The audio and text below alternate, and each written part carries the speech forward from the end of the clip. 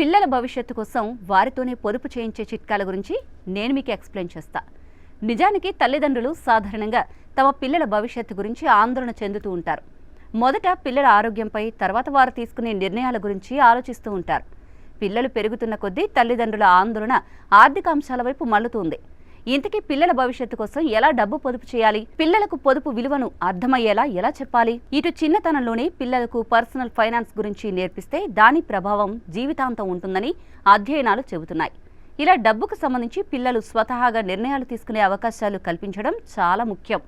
ఈ క్రమంలో వారు కొన్ని తప్పులు చేయొచ్చు, లేదా వారికి డబ్బు నిర్వహణలో తగిన అనుభవం రావచ్చు.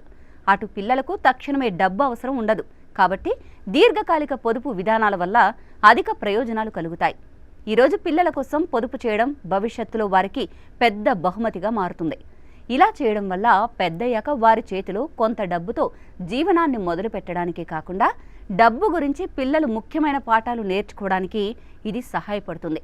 కానీ కుటుంబ పరిస్థితుల కారణంగా మీరు పొదుపు చేయలేని స్థితిలో ఉంటే మాత్రం మీరు పొదుపు చేయకండి. ముఖ్యమైన విషయం ఏంటంటే, అలాంటి వాటికి అప్పులు చేయడం, క్రెడిట్ కార్డులు వాడడం లాంటివి అస్సలు చేయకూడదు. ఇటు తల్లిదండ్రులు పిల్లలకు చక్రవడ్డీ గురించి తప్పకుండా తెలియజేయాలి. దీర్ఘకాలం పొదుపు చేయడం వల్ల వడ్డీపై వడ్డీ వస్తుందని పెద్దలకు తెలుసు. ఈ విషయాన్ని పిల్లలకు కూడా చెప్పాలి. ఉదాహరణకు, మీ పిల్లలకు 10 రూపాయలు ఇచ్చి ప్రతి వారం 10% పెంచుతామని చెబితే వారు దాన్ని ఎంతకాలంలో 100 రూపాయలు చేయొచ్చు అనే ఆలోచన చేస్తారు. ఏ పెట్టుబడి సురక్షితం, ఎందులో ఎంత వడ్డీ వస్తుందో చెప్పాలి.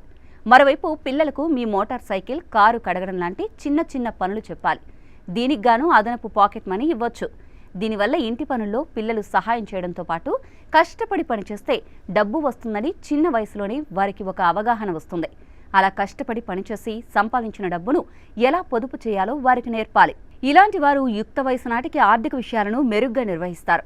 ఇక అన్నింటికంటే ముఖ్యమైనది మరొకటి ఉంది. పిల్లలకు అవసరాలు, కోరికలకు మధ్య తేడాను వివరించండి. ఆహారం, బట్టలు, నివాసం, ఔషధాలు లాంటి ప్రాథమిక అవసరాల కోసం చేసే ఖర్చులు తప్పనిసరి అని చెప్పాలి. సెలవుల్లో ప్రయాణాలు, విలువైన వస్తువుల కొనుగోలు, వినోదాలు లాంటివి అవసరాలు కాదు, కోరికలు అని వివరించండి.